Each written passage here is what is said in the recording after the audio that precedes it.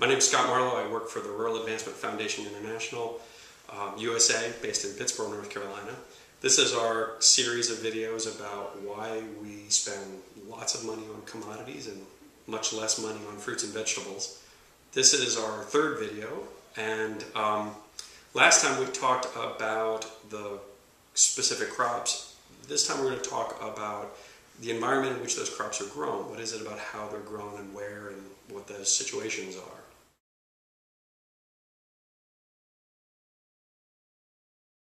So now let's talk about the environment or the way in which these products are grown, fruits and vegetables versus commodities. According to the 2007 Census of Agriculture, there's about 4 million acres of fruits and vegetables grown for sale in the United States. It's a lot of land. It's about the size of Connecticut. Commodities, on the other hand, there's about 141 million acres grown. That's much more. That's the size of Texas. What that means is that the scale is just orders of magnitude different. If you had just about 2.5% of commodity acres that shifted over into fruit and vegetable production, you'd more than double production and markets would crash. When you double production, it doesn't mean that there's just that much more. It also means that the prices go through the floor. There's just orders of magnitude difference in the scale of the production. But there's something else to it as well, which is that if I'm a farmer who's growing 600 or 800 acres, or 1,000 acres, or 2,000 acres, the list of crops that I can grow at that scale and sell and make any money at is very small. And because of sort of the nature of farm finances and the way that this is built up, I pretty much have to grow it all out every year. So what that means is that commodities markets are very inelastic. And elasticity is an economics term which just means how quickly the supply reacts to changes in price. So, you know, the whole supply and demand thing, if price goes up, then supply gets increased to match. And if price goes down, supply drops as well, production drops as well, and it eventually balances out. Well, fruits and commodities, grain commodities, are very inelastic. What that means is that while the production may shift back and forth, it may be a little more corn this year, a little more beans next year, a little more cotton that year, the overall acreage for commodity production is going to stay pretty much the same.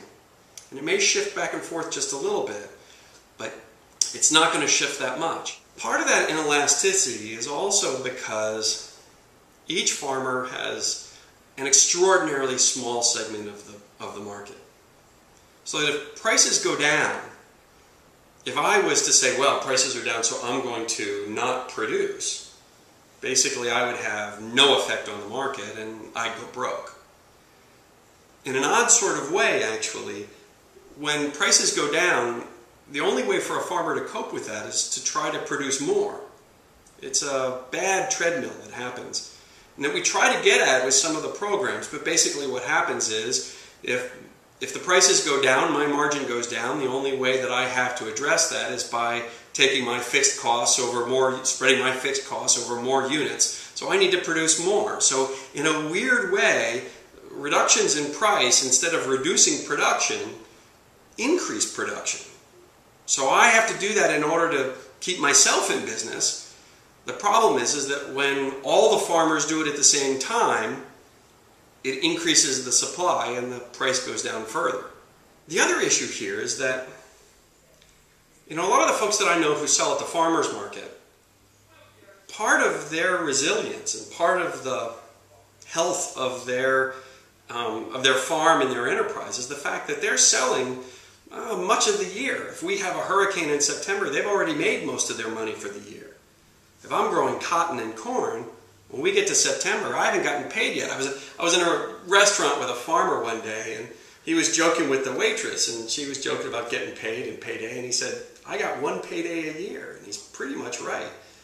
The problem is that all of the farmers are going to go after that payday at the same time. Everyone's harvesting corn, everyone's harvesting beans, everyone's harvesting peanuts at the same time. So what that means is that they're going to have to sell, and they do have to sell when they harvest it.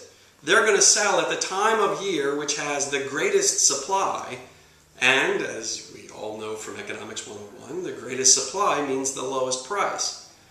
So as we talk about the structure of commodities programs, a significant number of the commodities programs were created specifically to allow the farmer to hold on to his crop so he doesn't have to sell it in that window, and hold on to it further into the year where he could save it and get a better price at a different time when the supply was not so high.